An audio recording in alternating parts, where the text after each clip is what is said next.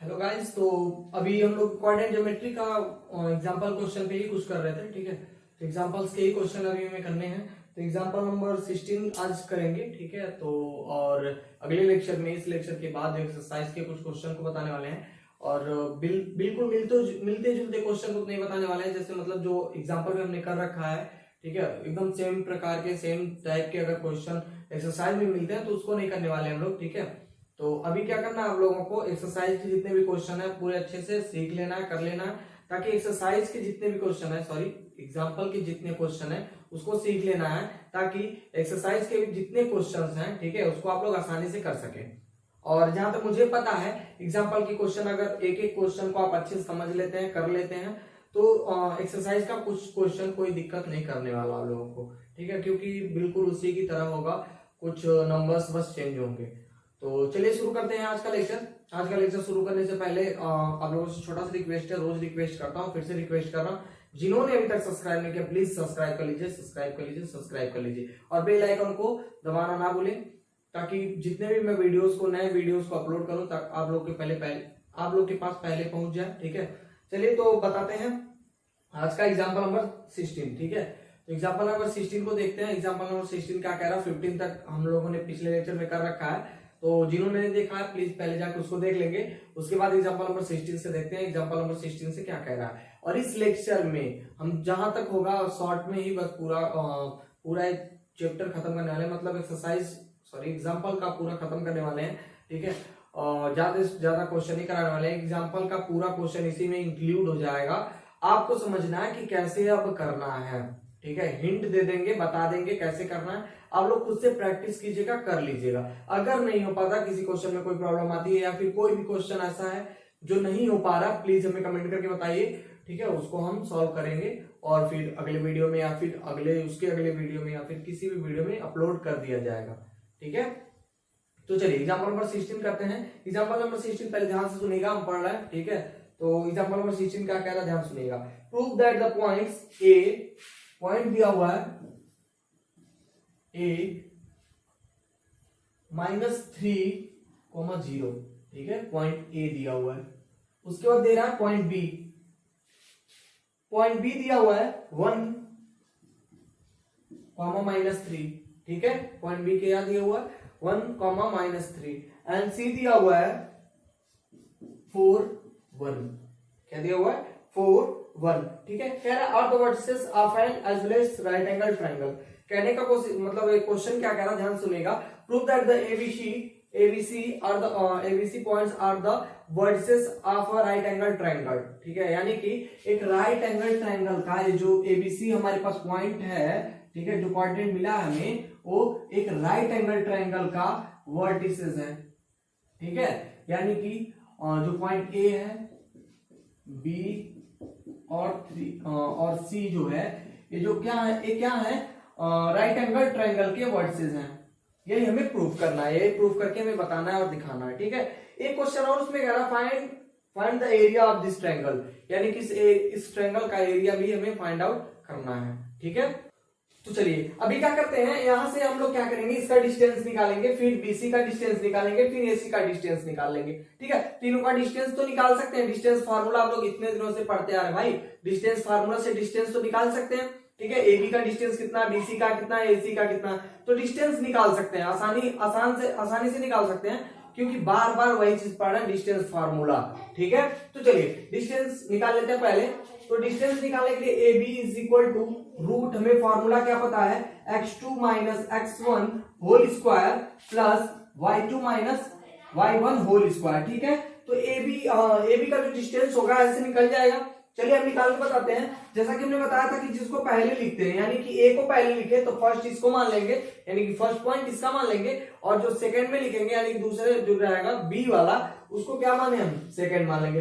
First and second मिल जाएगा यहाँ से, ठीक है। तो यहाँ से जो सेकंड पॉइंट है उसका x2 y2 हो जाएगा, और जो फर्स्ट पॉइंट होगा उसका x1 और y1 हो जाएगा, ठीक है। ये तो पता ही है आप लोगों को कैसे क्या करना है। तो क्या करेंगे, यहां से देखेंगे x2 की वैल्यू 1 है और x1 की वैल्यू -3 है। -3 यहाँ पे क्वेश्चन में दिया हुआ है पॉइंट में, और फॉर्मूले में भी माइनस है, तो माइनस क्या हो जाएगा, प्लस हो जाएगा, यानी कि +3 होल स्क्वायर प्लस y2 की वैल्यू यहां से देखें तो -3 है, फिर y1 की वैल्यू देखें तो 0 है, तो -0 होल स्क्वायर हो जाएगा।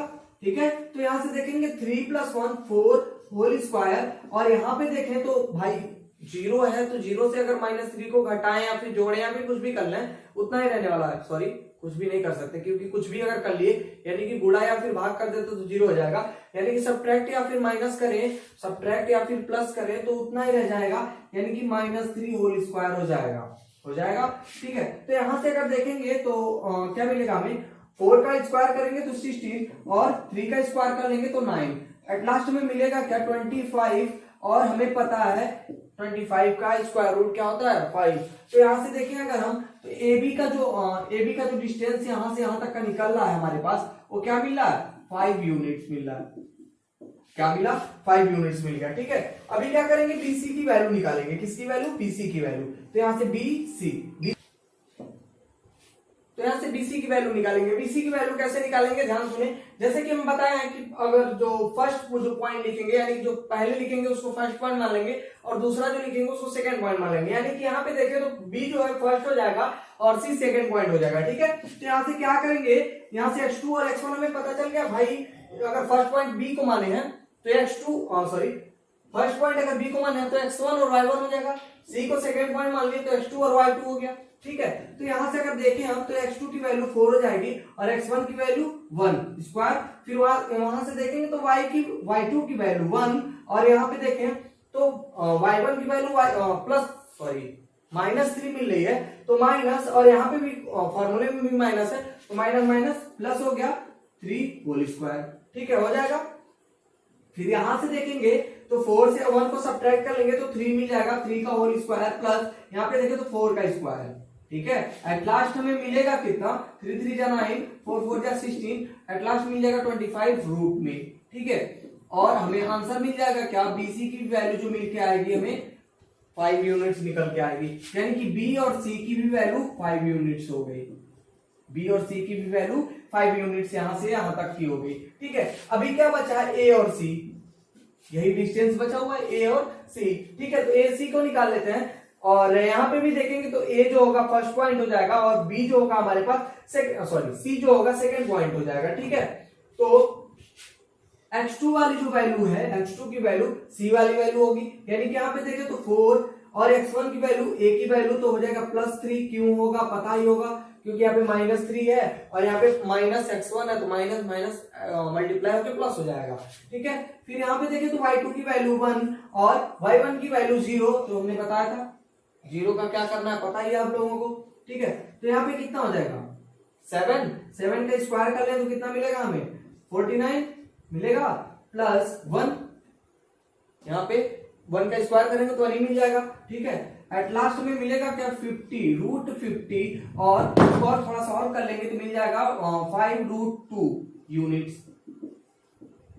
5√2 यूनिट्स। तो यहां से देखें तो 5√2 यूनिट्स हमें AC की वैल्यू मिल जाएगी।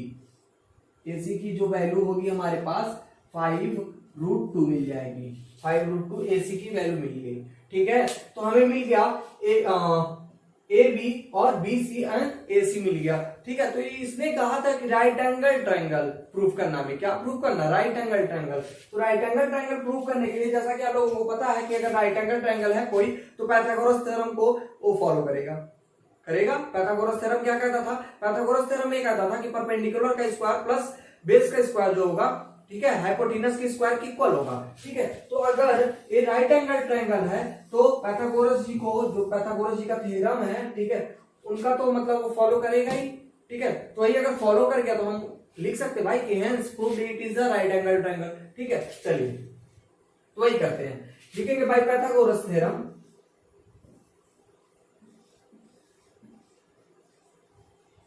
भाई पाइथागोरस थ्योरम। पाइथागोरस थ्योरम क्या कहता है, एच स्क्वायर यानी कि hypotenuse square perpendicular square plus base square कहता है। ठीक है, तो यहां से देखें हाइपोटेनस क्या है AC, यानी कि AC का स्क्वायर, और परपेंडिकुलर क्या है हमारे पास AB का स्क्वायर, और बेस यहाँ पे क्या दिख रहा है BC का स्क्वायर दिख रहा ना, यहाँ पे समझ में आया। ठीक है, AC मिल गया, BC और AC भी हमें पता है, AB भी पता है और BC भी पता है। तो AC की जो वैल्यू है हमारे पास देखेंगे 5√2 है, ठीक है। अगर इन दोनों का हम स्क्वायर और एडिशन कर लें, ठीक है, तो अगर इतना मिल गया हमें तो हो जाएगा ये फॉलो। चलिए कर लेते हैं। AB की वैल्यू 5 का स्क्वायर और BC की भी वैल्यू 5 का स्क्वायर, ठीक है। मिलेगा क्या 25 प्लस 25 एट लास्ट में मिल जाएगा 50 और किसकी वैल्यू मिली है AC स्क्वायर की, ठीक है। और यहां से और सॉल्व करें तो AC की जो वैल्यू होगी √50 मिल जाएगी। फिर यहां पे देखें जो AC की वैल्यू निकल के आएगी 5√2 निकल के आएगी, ठीक है। एट लास्ट हम देखेंगे कि जो पाइथागोरस थ्योरम को ये फॉलो कर रहा है, ठीक है। तो लिख देंगे हेंस इट इज अ, क्या प्रूव करना था हमें, right angle triangle,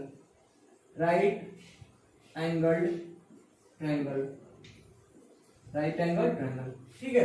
hence it is a right angle triangle, prove हो गया हमारे पास, ठीक है। फिर इसी में दूसरा क्वेश्चन एक कह रहा था, दूसरा क्वेश्चन क्या कह रहा था, ध्यान से सुनेंगे। कह रहा था फाइंड इट्स एरिया, ठीक है, यानी कि इसकी एरिया भी हमें फाइंड आउट करनी है, ठीक है। इस ट्रायंगल की एरिया भी फाइंड आउट करनी है, ठीक है। चलिए तो फाइंड आउट कर लेते हैं, इसको रब कर लेते हैं, इन सबका तो काम खत्म हो गया है। अब फिगर को रहने देंगे।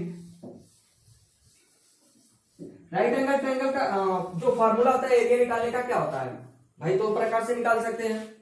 एक तो होता है हीरोस फॉर्मूला, तो हीरोस फॉर्मूला बहुत लॉन्ग हो जाएगा, बहुत लेंथी हो जाएगा, ठीक है। और एक होता है कौन सा, half base into altitude, area is equal to half base into altitude, ठीक है। तो एल्टीट्यूड हमें पता है, बेस भी पता है, बस अप्लाई करना है। तो कर ले, एरिया ऑफ लिख लेंगे right angle triangle is equal to half base into altitude, ठीक है। तो यहां से देखिए हाफ बेस जो हमारे पास है 5 यूनिट है और एल्टीट्यूड भी 5 है ना भाई, बेस 5 है और एल्टीट्यूड भी 5 है। तो यहां से अगर हम देखें तो कितना हो जाएगा 25 अपॉन भाई 5 इंटू 5 25 अपॉन 2, ठीक है। और इसको सॉल्व कर लेंगे तो कितना मिल जाएगा हमें 12.5 यूनिट्स, स्क्वायर यूनिट्स मिलेगा, स्क्वायर यूनिट्स। एरिया निकालना है ना, तो स्क्वायर में मिलता है, हमें पता है एरिया स्क्वायर में मिलता है, तो मिल जाएगा हमें एरिया यहां से कुछ इतना, ठीक है। चलिए अब आगे चलते हैं, थोड़ा सा और आगे, ठीक है। तो कुछ प्रॉपर्टीज जान लेते हैं क्वाड्रिलेटरल्स के। प्रॉपर्टीज जानने के बाद हम कुछ नहीं बताने वाले हैं कि कैसे सॉल्व करना है, क्या करना है, ठीक है, क्योंकि डिस्टेंस फार्मूला वो लोग को बहुत ही अच्छे तरीके से आ चुका होगा, बहुत ही अच्छे से आ गया होगा, तो मतलब उसको बताना नहीं है, ठीक है। चलिए तो बस पहले बता देते हैं प्रॉपर्टीज कुछ।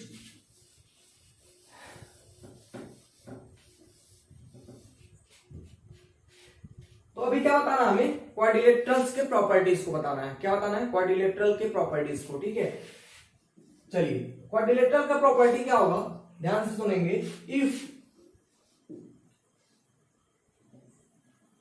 If a quadrilateral is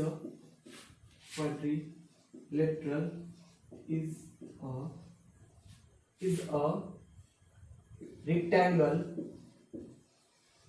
then ध्यान देंगे। अब कहने का मतलब यह है कि यदि एक रेक्टेंगल यानी कि आयत चतुर्भुज है, ठीक है, आयत चतुर्भुज है, ऐसे कर सकते हैं इंग्लिश में, if quadrilateral is a rectangle, ठीक है, यानी कि एक क्वाड्रिलेटरल है जो रेक्टेंगल है, यदि ऐसा है, ऐसा केस कोई है, ठीक है, तो क्या होगा, देन इट्स अपोजिट साइड्स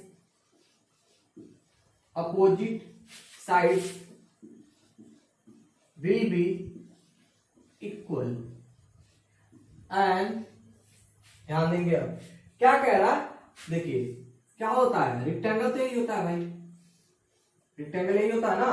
तो क्या कहना चाह रहा है कि इसके अपोजिट साइड्स इक्वल होंगे, यानी कि ये जो होगा इसके इक्वल होगा और ये दोनों इसके इक्वल होंगे।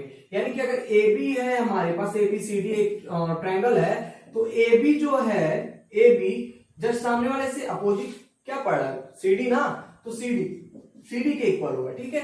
और यहां पे देखें तो एडी जो होगा बीसी के इक्वल होगा, यहां तक समझ में आ गया, ठीक है। एंड इट्स डायगोनल्स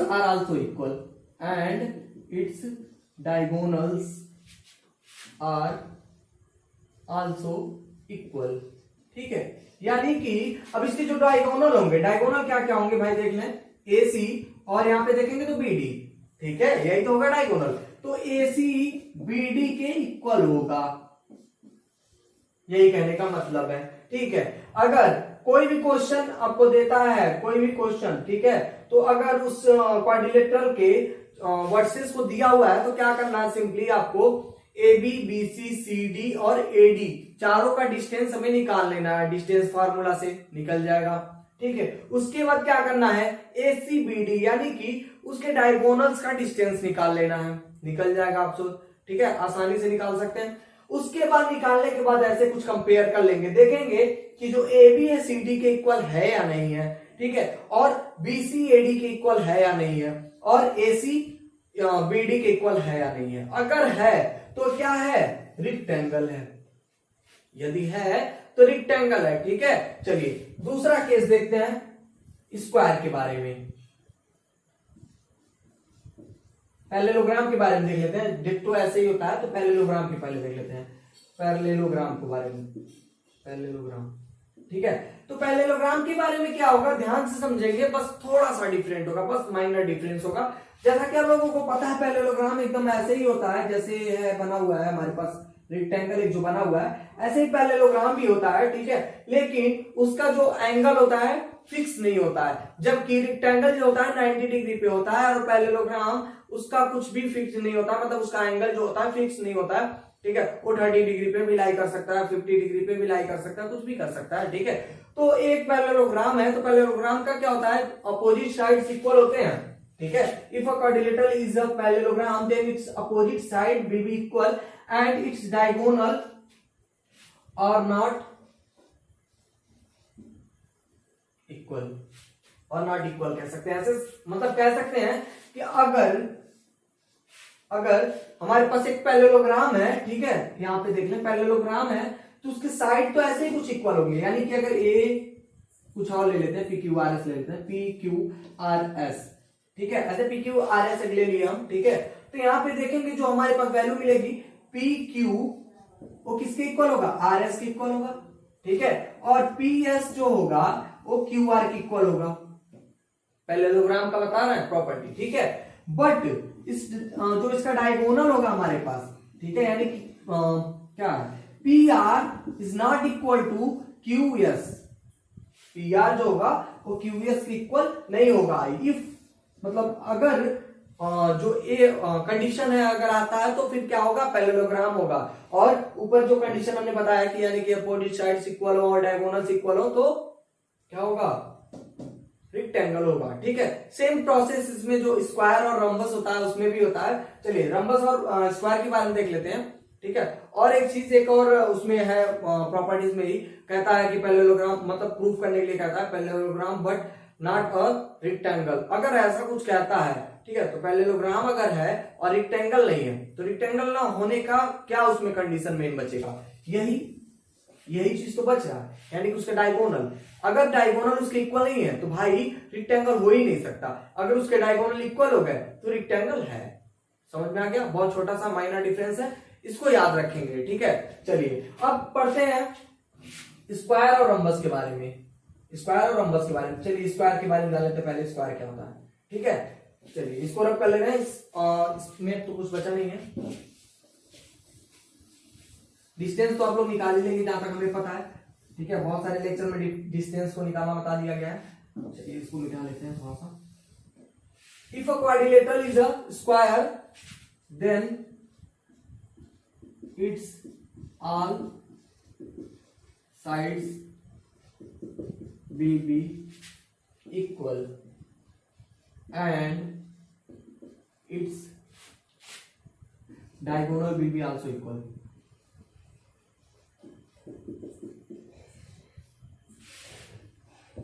समझ में आ गया होगा क्या कहने की कोशिश कर रहा है। स्क्वायर एक हो अगर हमारे पास, स्क्वायर मतलब क्या होता है कि इसके चारों जो साइड्स है ना एक दूसरे इक्वल होंगे, जो चारों साइड्स हैं इसके एक दूसरे के इक्वल होंगे, इसी को स्क्वायर कहते हैं, ठीक है। यानी कि AB is equal to BC is equal to CD is equal to AD, ऐसे कुछ हो, भाई तभी तो होगा एक स्क्वायर। स्क्वायर का तो एक प्रॉपर्टी है, सिंपल कॉमन यही तो है, ठीक है। स्क्वायर का कंडीशन क्या होता है, जो चारों साइड से उसके इक्वल हो, ठीक है। और दूसरा कंडीशन ये है कि इसके भी डायगोनल इक्वल होने चाहिए, इसके भी डायगोनल इक्वल होने चाहिए, तब ए स्क्वायर होगा, तब ए स्क्वायर होगा, neither it will be a rhombus.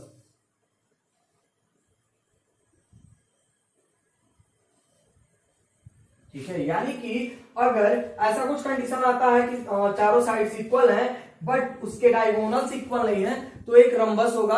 और उसके डायगोनल और साइड्स अगर इक्वल है, मतलब डायगोनल दोनों डायगोनल आपस में इक्वल है और साइड्स आपस में इक्वल है, तब वो जो होगा एक स्क्वायर होगा। ठीक है, सेम ऐसे ही समझ लें, रेक्टेंगल की ही तरह है जो पैरेललोग्राम, यानी कि जो 90 डिग्री पे होगा, यानी कि स्क्वायर भी 90 डिग्री बनाता है, कंफर्म होता है कि स्क्वायर जो है 90 डिग्री पे, और रेक्टेंगल भी कंफर्म होता है कि 90 डिग्री पे ही होता है। ठीक है, तो ये दोनों जो हैं, ठीक है, इनका जो होगा डायगोनल इक्वल होगा, आपस में इसके डायगोनल इक्वल होंगे। ठीक है, और इसके साइड का तो पता ही है, जो रेक्टेंगल है उसके अपोजिट साइड्स इक्वल होते हैं, और स्क्वायर का क्या होता है, ऑल साइड्स इक्वल होते हैं, यानी कि सारे साइड्स इक्वल होते हैं। ठीक है, तो ये तो हम लोग को पता ही होगा, सिंपल है, बहुत ही आसान है। ठीक है, और रम्बस और पैरेललोग्राम में थोड़ा सा डिफरेंस है कि जो रम्बस है उसके सारे साइड्स इक्वल होते हैं, ठीक है, और पैरेललोग्राम जो है उसके अपोजिट साइड्स इक्वल होते हैं, बस उसमें थोड़ा सा यही डिफरेंस है। और इसमें क्या है कि इसमें इन दोनों में जो डायगोनल्स होंगे उसके इक्वल नहीं होंगे। इतना ही कुछ था, इतना ही कुछ जानना था, इतना ही कुछ इतने में दिया हुआ है, तो इतना ही छोड़ देते हैं। ठीक है, और जैसा कि आप लोगों को बताया है कि ऐसे कुछ क्वेश्चन अगर पूछता है, rhombus but it is not a square, ठीक है, ऐसे कुछ पूछे, if a quadrilateral is a rhombus but it is not a square, तो क्या होगा उसमें, रम्बस अगर है और स्क्वायर नहीं है, तो रम्बस में क्या हम बताया कि उसके जो डायगोनल्स होंगे इक्वल नहीं होंगे, बट स्क्वायर में उसके डायगोनल भी इक्वल होंगे और उसके साइड्स भी इक्वल होंगे। ठीक है, समझ में आया? तो इतना कुछ बस आप लोग को दिमाग में रखना है कि क्या क्या है इसका प्रॉपर्टी। अगर प्रॉपर्टी याद है तो डिस्टेंस फार्मूला तो लोग पता ही है, बखूबी नहीं लगा सकते हैं, बखूबी उससे जो भी क्वेश्चन होंगे आप लोग सॉल्व कर सकते हैं, तो कर लेंगे इतना तक। ठीक है, छोड़ दिया जाए, इतना आप लोग खुद से कर लीजिएगा, बहुत ज्यादा टाइम मतलब वेस्ट होगा। ठीक है, और इसलिए मैं इसको छोड़ रहा हूं, आप लोग के ऊपर है। अगर नहीं कर पाते तो प्लीज हमें कमेंट करके बताइएगा, हम उसको सॉल्व करेंगे, फिर बताएंगे आप लोग को कैसे करना है। ठीक है, चलिए, तो एक चीज और बच गया है, अभी एक पॉइंट और बचा हुआ है, एक पॉइंट वही जो लास्ट में है, यही चीज बता देते हैं, कोलिनियरिटी। यही बताने के बाद छोड़ देंगे, उसके बाद डायरेक्ट एक्सरसाइज कराएंगे।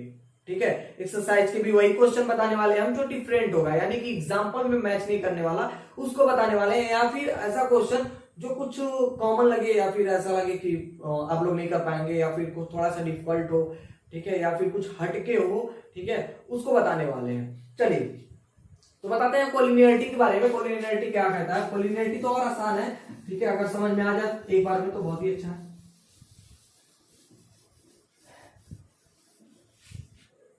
चलिए, इसमें ये जो एक्सरसाइज है हमारे पास, ठीक है, 6.6a, एक्सरसाइज 6a, ठीक है, तो इसमें बस एक ही चीज कॉमन है, क्या? डिस्टेंस निकालना। डिस्टेंस निकालना आपको बखूबी आना चाहिए। डिस्टेंस जो फॉर्मूला हमारे पास, उसको अच्छे से आपको सॉल्व करने, मतलब दो प्रकार से हमने बताया था, एक तो स्क्वायर होगा और एक रूट लगा के करेंगे। ठीक है, यानी कि ऐसे कुछ बताते ना हमें, एक तो ऐसे होगा A B square x2 minus x1 whole square plus y2 minus y1 whole square. एक तो ऐसे बताए थे हम, और बताए थे कि ए बी अगर स्क्वायर को हटाते हैं तो क्या होता है, रूट लग जाता है ना भाई, तो रूट इधर लग जाएगा, और x2 minus x1 whole square plus y2 minus y1 whole square. एक तो ये फार्मूला था, दो फार्मूले थे हमारे पास, दोनों फार्मूले से आप लोग को अच्छे से क्वेश्चन सॉल्व करने आ जाना चाहिए। ठीक है, तब तो जाके इस एक्सरसाइज को आप अच्छे से सॉल्व कर सकते हैं। ठीक है, तो इसको ही छोड़ दिया जाए। चलिए, कोलिनियरिटी देख लेते हैं। कोलिनियरिटी क्या कहता है? कोलिनियरिटी में क्या करेगा, 3 पॉइंट देगा आपको, 3 पॉइंट देगा। ठीक है, मान लेते हैं, इसको रब कर लेते हैं, इसकी तो कोई जरूरत नहीं है।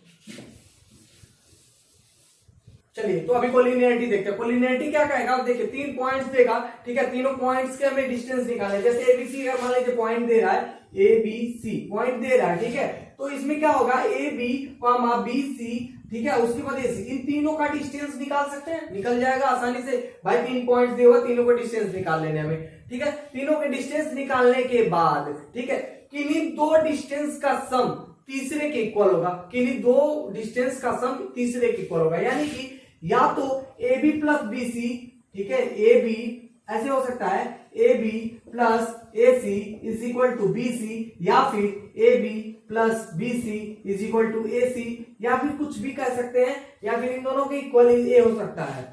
यानी कि किन्हीं भी दो डिस्टेंस का सम तीसरे के इक्वल होगा, किन्हीं दो डिस्टेंस का सम तीसरे के इक्वल होगा। ध्यान से सुनेंगे, किन्हीं दो डिस्टेंस का, ठीक है, अगर 3 डिस्टेंस हम लोग निकाल रहे हैं, 1 2 3 डिस्टेंस निकालना है, किन्हीं दो डिस्टेंस का सम मतलब जोड़, ठीक है, इन दोनों का जोड़ तीसरे के इक्वल हो सकता है।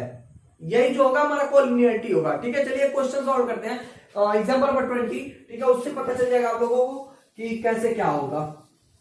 तो क्वेश्चन क्या कह रहा है, ध्यान से सुनेंगे। क्वेश्चन कह रहा है prove that the point A दिया हुआ है 1,1 एंड बी दिया हुआ है -2 and 7 एंड सी दिया हुआ है 3,3 सॉरी -3, ठीक है, दिया हुआ है। कह रहा आर कोलिनियर, यानी कि प्रूव करना हमें कि एबीसी जो पॉइंट दिए हुए कोलिनियर है। ठीक है, तो कोलिनियर निकालने के लिए क्या करेंगे, पहले एबी का डिस्टेंस निकाल लें, एबी का डिस्टेंस निकाल लें। फॉर्मूला पता हमें, फॉर्मूला लिख ले रहे हैं, whole square plus y2 minus y1 whole square. ठीक है, और एक चीज, कोलिनियर जब भी होगा ना, कोलिनियर एक लाइन में लाई करता है, कोलिनियर एक लाइन में, एक सीधी लाइन में, एक स्ट्रेट लाइन में लाई करेगा। इतना आप लोगों को याद रखना है। चलिए देखिए, अब यहाँ पे पता है आप लोगों को, जो पहला पॉइंट है यानी कि ए जो पॉइंट है फर्स्ट हो जाएगा और बी जो होगा सेकंड हो जाएगा। तो यहाँ से देखिए x2 की वैल्यू -2 और x1 की value -1 whole square plus y2 की वैल्यू 7 और यहाँ देखिए -1 होल स्क्वायर हो जाएगा यहाँ तक। ठीक है, तो यहाँ से देखिए तो -3 का होल स्क्वायर प्लस 6 का होल स्क्वायर, एट लास्ट में मिलेगा क्या, 3 3 जा 9 प्लस 36 आई थिंक मिलेगा 45। ठीक है, इसका रूट निकालेंगे तो 3√5 मिल जाएगा। यानी कि ए बी की जो वैल्यू मिली हमें, क्या मिल गई, 3√5 मिल गई, 3√5 मिल गई। अब चलिए बीसी की निकाल लेते हैं, बीसी का निकाल लेते हैं। बीसी का निकालेंगे तो देखें बीसी का क्या होगा, यहां से देखेंगे ध्यान से, तो बीसी जो होगा, बी जो होगा फर्स्ट पॉइंट हो जाएगा और सी जो होगा सेकंड पॉइंट हो जाएगा। तो यहाँ देखिए h2 की वैल्यू 3 और x1 की वैल्यू +2 हो जाएगा। +2 क्यों हुआ, क्योंकि फार्मूले में भी माइनस था और क्वेश्चन में जो दिया हुआ बी पॉइंट वो भी माइनस में ही है। ठीक है, होल स्क्वायर प्लस y2 की वैल्यू यहाँ से -3 और y1 की वैल्यू -7 तो हो जाएगा होल स्क्वायर। ठीक है, यहाँ पे देखा तो +2 कितना हो जाएगा भाई, 5 हो जाएगा, 5 का स्क्वायर करेंगे 25 और प्लस यहाँ पे देखें तो -10 हो जाएगा, -10 का होल स्क्वायर करेंगे तो +100 हो जाएगा, +100 हो जाएगा। एट लास्ट ऐड करेंगे तो मिलेगा 125। ठीक है, इसका अगर स्क्वायर रूट निकालेंगे तो 5√5 मिल जाएगा। ठीक है, तो यहाँ पे हो जाएगा बीसी की जो वैल्यू हो जाएगी 5√5 यूनिट्स हो जाएगी, 5√5 यूनिट्स हो जाएगी। ठीक है, एट लास्ट बचा क्या, एसी। एसी की वैल्यू निकाल लेते हैं। एसी की वैल्यू निकालेंगे तो कुछ इस प्रकार से मिलेगा, देखिए ए जो होगा फर्स्ट पॉइंट और सी जो हो जाएगा सेकंड पॉइंट। तो x2 की वैल्यू 3 मिल जाएगी और x1 की वैल्यू कितनी मिल जाएगी, 1 होल स्क्वायर प्लस y2 की वैल्यू -3 और y1 की वैल्यू 1 मिल जाएगा। ठीक है, यहाँ सब्ट्रैक्ट कर ले तो 2 मिलेगा, 2 × 2 4 हो जाएगा। ठीक है, प्लस यहाँ पे देखिए -4 हो जाएगा, -4 का स्क्वायर करेंगे 16 हो जाएगा। ठीक है, हो गया 16, ऐड कर लें तो 20 रूट में मिलेगा। एट लास्ट में आंसर मिल जाएगा 2√5 यूनिट। ठीक है, तो यहाँ पे मिल जाएगा 2√5 यूनिट्स। ठीक है, तीनों डिस्टेंस हम लोग ने फाइंड आउट कर लिया। और हम क्या समझाने की कोशिश कर रहे थे, कोलिनियर कब होगा, कब कोलिनियर होगा। तो देखें, हम कह रहे थे किन्हीं दो डिस्टेंस का सम, तो किन्हीं दो डिस्टेंस का, इन दोनों डिस्टेंस का, यानी कि A B plus A C is equal to जो है वो बीसी है। देखिए यहां से दो डिस्टेंस हो गए, उसका सम तीसरे के यानी कि जो बच रहा था उसके इक्वल है। ठीक है, तो यहां देखिए जो ए बी है √5 है और जो ए सी है उसका 2√5 है। एट लास्ट अगर ऐड करेंगे तो 5√5 मिल जाएगा हमें। बीसी की वैल्यू है जो, ये तुम्हें फाइंड आउट करना था, ये तो कोलिनियर प्रूव करने के लिए। Hence ABC, the point ABC are the collinear, लिख सकते हैं, प्रूव हो गया। ठीक है, इतना ही कुछ था। ठीक है, तो चलिए अभी एक्सरसाइज करते हैं अगले लेक्चर में। जिन्होंने सब्सक्राइब नहीं किया प्लीज सब्सक्राइब कर लेंगे। एट लास्ट अगर वीडियो पसंद आए तो प्लीज लाइक कर लीजिएगा और अपने फ्रेंड्स लोगों में शेयर भी करते रहिए। और बस यही चीज था, जो भी है आप लोगों के सामने है, सब्सक्राइब जरूर कर लीजिएगा, ठीक है। तो जो भी लेक्चर है अभी आगे होने वाला है, ठीक है, एक्सरसाइज से रिलेटेड होगा, 1-2 लेक्चर आई थिंक होगा, 1 से 2-3 लेक्चर हो सकता है, ठीक है। वो भी इंपॉर्टेंट क्वेश्चन ही बताने वाले हैं, वो ऐसा बस ऐसे ही फालतू क्वेश्चन को करवा के क्या फायदा, आप लोग कुछ एक्सरसाइज भी करते रहिए। चलिए तो इस लेक्चर को यहीं पे समाप्त करते हैं। Thank you.